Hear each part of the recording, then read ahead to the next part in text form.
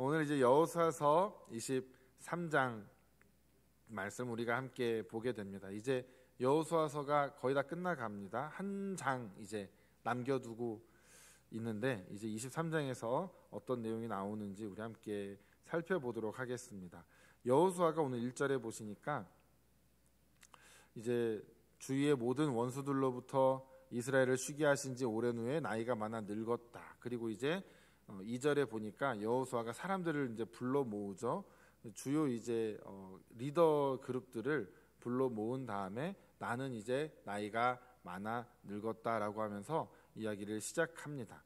근데 이런 그 모습이 여호수아만이 아니라 여러 곳에서 등장을 하죠. 모세도 마지막에 이제 마지막 노년기 때 모세도 백성들에게 신명기서를 통해서 긴 이야기를 하게 되고, 또 사무엘 선지자도 사무엘상 12장에서 비슷한 모습들을 나타냅니다. 또 다윗도 사무엘하에서도 또 열왕기상에도 이렇게 그 후대의 사람들에게 이런 것들을 전하는 것을 우리가 볼 수가 있습니다. 그래서 이것이 성경에 나오는 이제 몇몇 나오는 것과 비슷한 그런 아주 중요한 설교에 해당하는 내용이 되죠. 그리고 오늘날 또 우리에게도 이 여호수아의 이 뭐 연설이라고 할지 설교라고 할지 우리가 어떻게 받아들이기에 따라 다르겠지만, 어쨌든 이 당부의 또 권면의 이 말씀을 우리도 오늘 이제 잘 받으면서 오늘 우리의 삶에 잘 적용을 해 나가야 할 것입니다. 오늘 이제 1절과 2절에 보면 두 번에 걸쳐서 나이가 많아서 늙은지라 이런 이야기를 여호수아가 말하고 있습니다. 그 여호수아가 자기가 나이가 많아서 늙었다라는 것을 이야기한다는 것은 이제 내가 하나님의 부름을 받을 날이 얼마 남지 않았다, 이것을 이제 이야기하는 것이죠. 그러면서 여호수아가 이제 하나님께서 여호수아를 이제 데려가실 때가 머지 않은 것 같은데, 여호수아는 하나님께서 그에게 맡겨주신 그 사명, 그 과업을 아주 충실하게 잘 이루었던 사람 중에 한 사람입니다. 그걸 볼 때 여호수아 같은 그런 자들의 죽음은 과연 어떨까? 하나님께서 어떻게 보실까? 안타까워하실까요? 아니면은 뭐 좋아하실까요? 어떠실 것 같습니까? 시편 116편 15절에 보니까 경건한 자들의 죽음은 하나님 보시기에 귀중한 것이라 이렇게 나옵니다.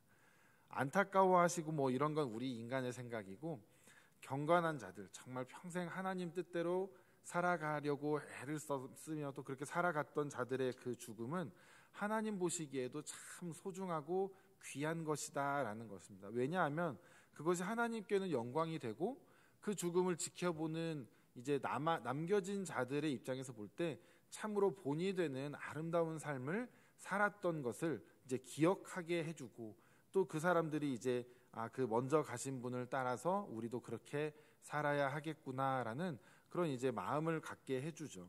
그래서 이것이 하나님 보시기에도 아주 귀한 것이다라고 그렇게 우리가 여길 수가 있습니다.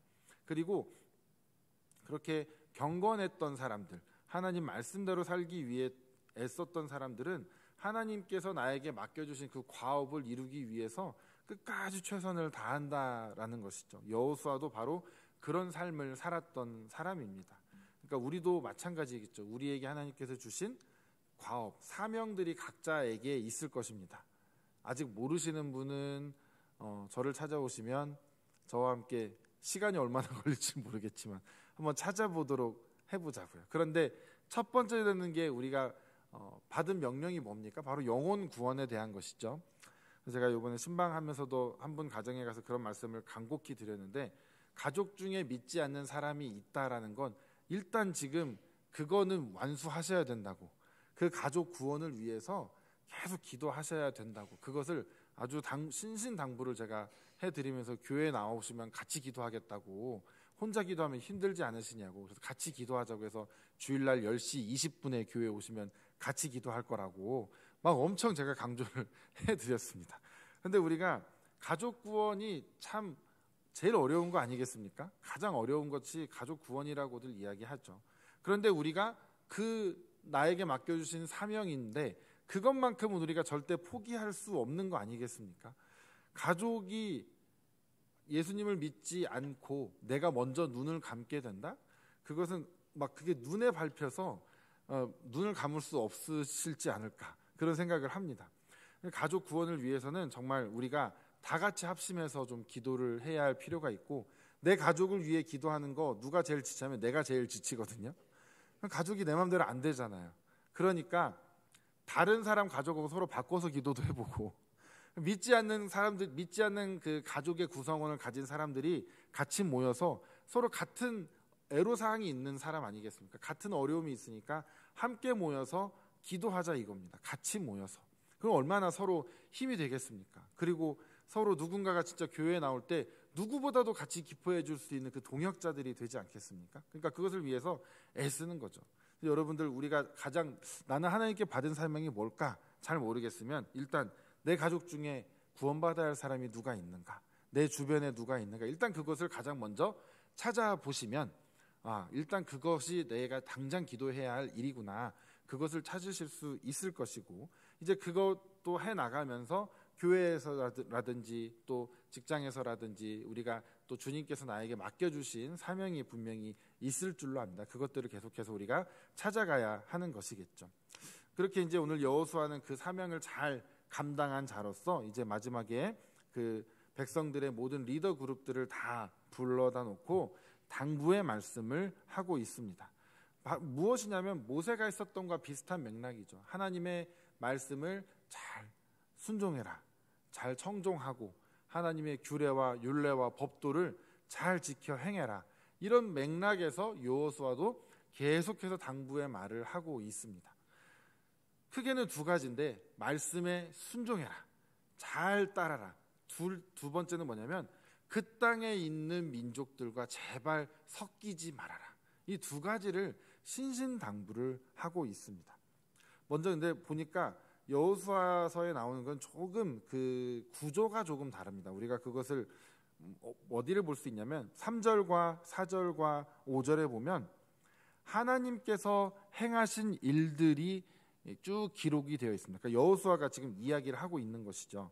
3절에도 보니까 막 후반에 보면은 너희의 하나님 여호와 그는 너희를 위하여 싸우신 분이다, 이것을 이야기하고 있고, 또 이제 이 요단 어디부터 어디까지 다 너희 지파들에게 기업으로 다 이 땅을 주셨다, 이렇게 말씀을 하고 있죠. 그러면서 너희 하나님 여호와가 5절입니다. 그가 너희 앞에서 그들을 쫓아내사 너희 목전에서 그들을 떠나게 하시리니 너희의 하나님 여호와께서 너희에게 말씀하신 대로 너희가 그 땅을 차지할 것이라. 이미 땅을 차지했죠, 사실은. 그런데 아직 이제 뭐 남아있는 이런 잔당들을 이제 몰아내고 하는 과정들은 아직도 남아있으니까 온전하게 그 땅을 너희들이 다 차지할 것까지도 이미 이제 내다보고 여호수아는 하나님께서 하신 일들, 또 앞으로 하실 일들을 지금 이야기하고 있는 것입니다. 그리고 나서 또 저쪽 9절과 10절에 보시면 또 비슷하게 나오죠. 9절에 여호와께서 강대한 나라들을 너희의 앞에서 쫓아내셨으므로 오늘까지 너희에게 맞선 자가 하나도 없었느니라. 또 10절은 너희 중 한 사람이 1000명을 쫓으리니 이는 너희의 하나님 여호와 그가 너희에게 말씀하신 것 같이 너희를 위하여 싸우심이라. 이렇게 계속해서 여호수아가 말을 하고 있습니다. 그런데 우리가 눈여겨볼 것이 뭐냐면, 우리가 그 항상 모세의 그 율법에서도 보고 신명기랑 이런 데들 보면은 뭐냐면 하나님 말씀대로 살면 복, 그리고 순종하지 않으면 저주, 우리 이렇게 생각하고 계시죠? 아닌가요? 맞으시죠? 그런데 우리가 이제 예수 그리스도께서 십자가에서 모든 것을 이제 죄를 사해 주시고 그 구약의 어떤 예배의 형태와 이런 것들이 다 이제 변해서 오늘날의 형태로 되지 않았습니까?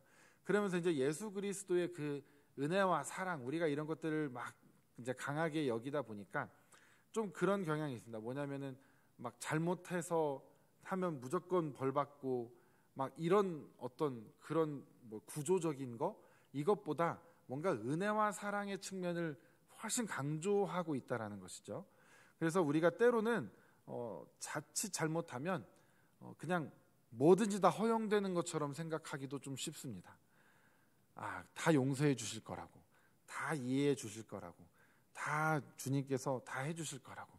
그런데 때로는 이 모세의 율법 신명기에 나오는 것, 그 말씀이 우리가 그래도 잊어버리지는 않았으면 좋겠습니다. 내가 잘 말씀대로 순종을 할 때 하나님께서 복을 주시고, 말씀에 불순종하면 나에게 저주도 임할 수 있구나, 이렇게 우리도 생각을 어느 정도 하긴 해야 되지 않겠습니까? 잘하면 복을 받는 거는 철석같이 믿고 있는데, 내가 잘못하면 용서해 주실 거야. 이상하게 잘하면 복, 잘못하면 저주인데 저주는 싹 빼고, 잘하면 복, 잘못하면 회개하면 용서. 하여튼 혼나는 건 하나도 없습니다. 우리 신앙생활에. 약간 이상하지 않습니까? 하나님께서 우리에게 구약시대에 이 하나님을 믿는 백성들에게 주신 그 말씀과 예수님의 말씀이 절대 대치되는 건 아니겠죠. 예수님께서 율법을 완성시키러 오셨기 때문에.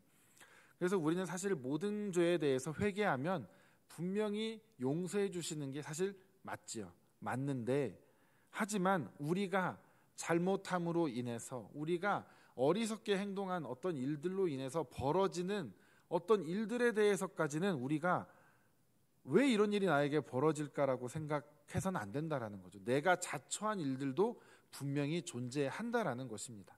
모든 걸 다 그렇게 보면 당연히 안 되겠지만, 어떤 일에 있어서는 이건 확실히 나의 잘못이 맞구나, 확실히 내가 잘못했구나라고 인정하고 회개하고 용서는 받을지언정, 그 죄에 대한 어떤 앞으로 일어나는 일들에 대한 것들은 우리가 감내해야 되는 경우들도 있다라는 것이죠. 그런데 우리가 그런 것들을 쏙 빼놓고 이제 용서해 줬는데 왜 여전히 나에게 이런 어려운 일이 생기냐라고 우리가 하나님께 원망할 때도 가끔 있다라는 것이죠.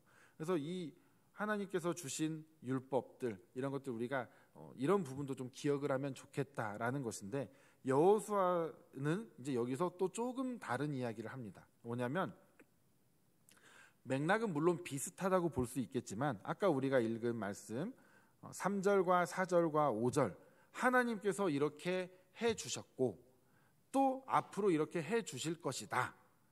그리고 6절을 한번 다 같이 읽어보실까요? 6절. 자, 시작. 그러므로 크게 힘써 모세의 율법책에 기록된 것을 다 지켜 행하라. 그것을 떠나 우로나 좌로나 치우치지 말라. 아멘. 또 9절과 10절에서 하나님이 이렇게 쫓아내셨으니까 맞설 자가 없다. 또 너희들이 이제 1000명을, 한 사람이 1000명을 쫓아낼 것이다, 막 이렇게 한 다음에 11절 또 한번 읽어볼까요? 11절입니다. 시작. 그러므로 스스로 조심하여 너희의 하나님 여호와를 사랑하라. 자, 모세의 율법과 조금 다른 모습이 있습니다. 무엇이 다르냐면 순서가 다릅니다. 모세의 율법은 너희들이 말씀을 잘 지켜 행하면 하나님께서 너희들을 보호하시고 복 주시고 계속 이렇게 해주실 것이다. 그런데 불순종하면 저주가 있다, 이건데, 오늘 이걸 보니까 여호수아는 반대로 말하죠. 하나님께서 이렇게 해주셨고 또 해주실 거다. 그러므로 너희들이 하나님의 말씀을 잘 지켜 행하라. 또 9절 10절에도 하나님께서 이렇게 해주셨다. 그러므로 너희의 하나님 여호와를 사랑해라, 이겁니다. 순서가 다르죠. 이것이 무엇을 의미하냐면, 우리가 단순하게 잘하면 복, 못하면 벌, 이렇게 마치 그냥 뭐 전래 동화에도 당연히 등장하는 것처럼만 우리가 하나님을 생각할 수 있는데, 그것이 아니라 하나님께서 이미 우리에게 베풀어 주신 은혜와 복에 감사하는 마음으로 우리가 말씀에 순종해라라는 것을 여호수아가 우리에게 가르쳐주고 있는 것이죠. 그리고 거기에는 앞에 미래까지도 담겨 있습니다. 그동안 그렇게 해주신 여호와 하나님께서 앞으로도 너희를 책임주실 거다. 그러니까 순종하여라, 이것을 이야기하고 있는 것이죠. 그동안 이렇게 해주신 여호와 하나님께서 앞으로도 너희들 이렇게 해주실 거다. 그러니까 너희 하나님 여호와를 사랑해라. 이렇게 여호수아는 우리에게 가르쳐주고 있는 것이죠. 이것이 우리에게도 마찬가지겠죠. 우리가 은혜 받은 자들, 구원받은 백성들입니다. 그래서 우리가 구원받은 그 사실만으로도 감격하면서 하나님의 은혜에 합당한 삶을 살아야 하고, 또 그 말씀에 순종하는 삶을 살아야 하는 자들이죠.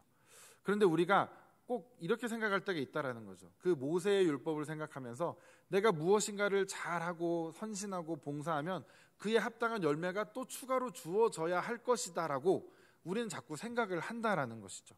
그것이 아니라 우리는 은혜 받았고 이미 구원받은 백성으로 감사함으로 하나님의 말씀에 순종하고 하나님께 순종하고 말씀대로 살아가고 또 헌신하고 봉사하면서 사는 것이지, 이거를 하니까 뭐가 주어질 것이라고 기대해서 해서는 안 된다라는 것이죠. 우리의 의도가 불순하게 되면 안 된다라는 겁니다.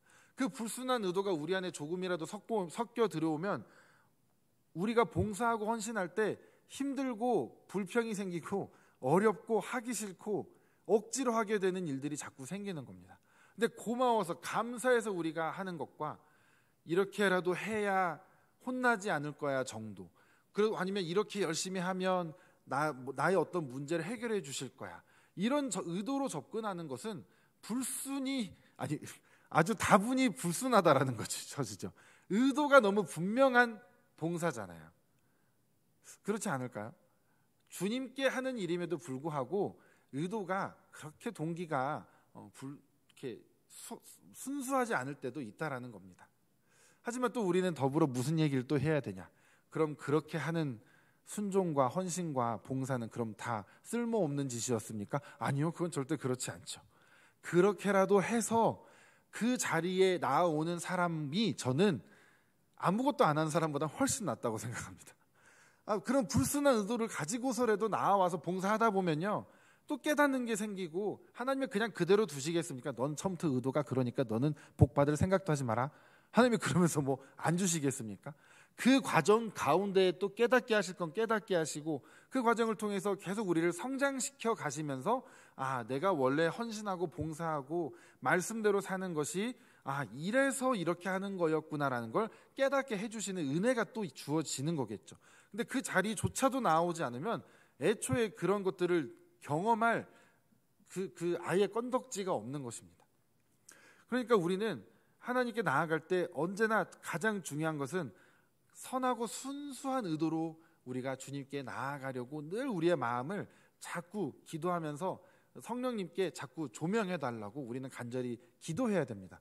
제가 이런 모양으로 저런 모양으로 하고 있는데 여기에 제가 어떤 다른 의도나 불순한 것들이 섞이지 않게 해달라고. 그것이 있을 때 또 다른 사람들과 또 부대끼고 충돌할 수도 있습니다. 그게 아니라 그냥 기쁨과 감사와 감격으로 제가 주의 일을 하는 자가 되게 하옵소서. 그렇게 하면 여호수아가 말하잖아요. 하나님께서 여전히 널 앞으로도 책임져 주실 거다. 그러니까 그렇게 할 거니까 주실 거죠. 이 뒤에 말 굳이 우리가 하지 않아도, 기도로 하지 않아도 이 알아서 채워주시는 게 우리 하나님의 놀라우신 은혜와 복이라는 겁니다.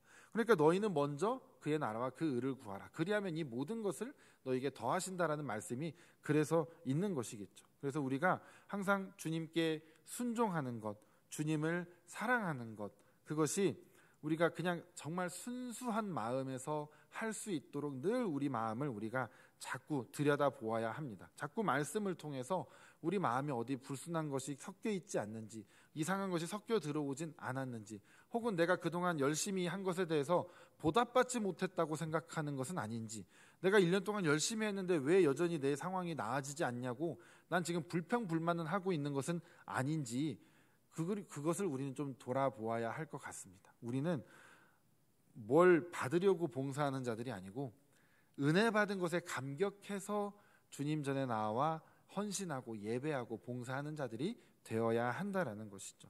그러니까 그것을 오늘 여호수아가 우리에게 요구하고 있는 것입니다. 그러니까 순종해라, 그리고 또 하나는 여호와를 사랑해라, 이렇게 이야기를 하죠. 그래서 사랑을 이야기하면서 여호수아가 무슨 말을 덧붙이냐면 그 나라에 있는 원래 거기 살던 사람들과 자꾸 결혼하거나 이렇게 혼합하지 말라, 이것을 자꾸 이야기하는 것입니다.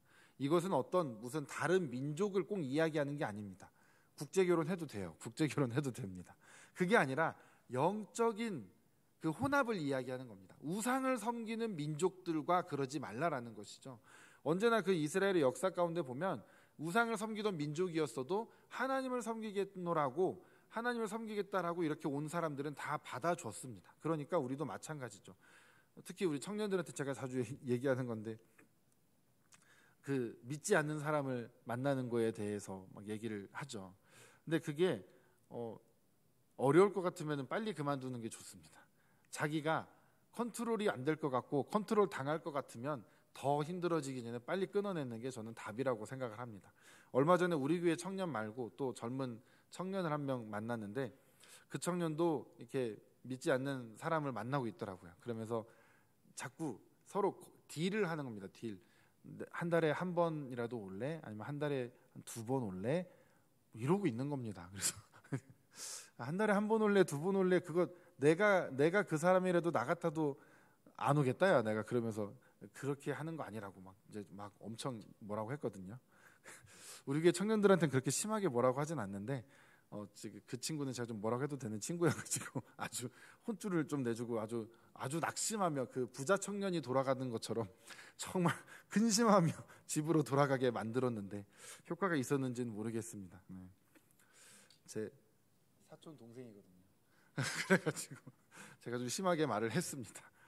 그런데 여기서 여호수아가 확실하게 말을 합니다. 왜 그러냐면 결국엔 섞이게 될 수밖에 없다라는 걸 말하는 겁니다.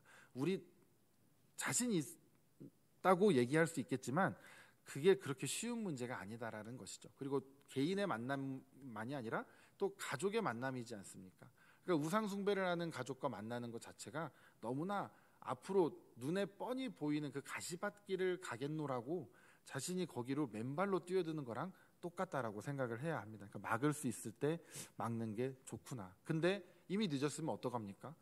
어떻게든 구원을 시켜야죠. 이제 목적이 바뀌는 겁니다. 아이고 이제 틀렸는데 내 인생 끝났네, 이게 아니라 다시 이제 전투적인 모드로 바뀌어서 아까 처음에 말씀드렸던 사명, 그걸 감당해야죠. 이제는 결혼했으니까 난 목숨 걸고 이 사람 구원시켜서 주님의 백성으로 만들어야지. 이게 나에게 주어진 내 평생의 사명이다. 그렇게 생각하고 죽어라 기도하면서 정말 그 사람 위해서 끝까지 기도하면서 영혼 구원시켜야 되겠죠. 우린 그렇게 살아가야 하는 자들입니다. 그래서 오늘 여호수아 말씀을 통해서 우리가 정말 순종하는 것, 하나님을 사랑하는 것, 그 두 가지를 함께 이야기를 나누었는데 우리가 순종하는 것, 사랑하는 것에 있어서 가장 중요한 것, 하나님이 어떤 분이신지를 우리가 계속해서 기억해야 됩니다. 계속해서 묵상해야 되고 계속해서 공부하고 말씀을 봐야 합니다. 그래야 우리 안에서 깨끗하고 순수한 순종과 헌신의 마음이 나옵니다. 근데 자꾸 말씀을 가까이 하지 않고 말씀을 읽지 않고 하나님이 어떤 분이시고 하나님이 나에게 베풀어 주신 은혜가 무엇인지 계속 상기시키지 않으면 나는 교회에 와서 헌신하고 봉사를 하고 있지만 내 마음과 내 영은 이전 처음 시작할 때와 좀 달라질 수밖에 없다라는 겁니다. 결국 말씀을 계속 우리가 공급받아야 우리가 계속해서 새롭게 주님을 더 사랑하고 더 가까이 가고 다른 여러 가지 어려운 장애물들을 넘어서 혹은 피해서 계속해서 나아갈 수 있게 된다라는 것입니다. 그래서 우리가 하나님이 어떤 분이신지 그것을 늘 기억하시고 묵상하시고 그 하나님이 앞으로도 여전히 나에게 동일한 하나님이 되어주실 것이다라는 그 믿음이 우리 안에 있을 때 우리에게서 저절로 우리가 애쓰지 않아도 저절로 온전한 순종과 사랑의 마음이 넘치게 될 것으로 믿습니다. 그런 여러분들이 되시기를 간절히 축복합니다. 주님 감사합니다. 오늘 여호수아서 23장 말씀을 통하여서 우리가 함께 말씀을 나누고 순종과 사랑에 대해서 말씀을 나누었습니다. 우리가 하나님을 정말 하나님의 말씀에 순종하고 하나님을 사랑하고자 하지만 우리가 그것이 잘 되지 않을 때가 있습니다. 주님, 우리가 그럴 때마다 말씀을 가까이 하고 말씀을 깊이 묵상하며 하나님이 어떤 분이신지 하나님이 나에게 베풀어 주신 은혜가 무엇인지 그것을 우리가 간절히 바라며 그렇게 주님을 묵상할 때 우리 안에서 정말 순종하는 마음과 사랑의 마음이 다시 샘솟을 줄로 믿습니다. 우리가 그 자리에 늘 나아가는 자들이 될 수 있도록 인도하여 주시옵소서. 감사드리며 예수님의 이름으로 기도드렸습니다. 아멘.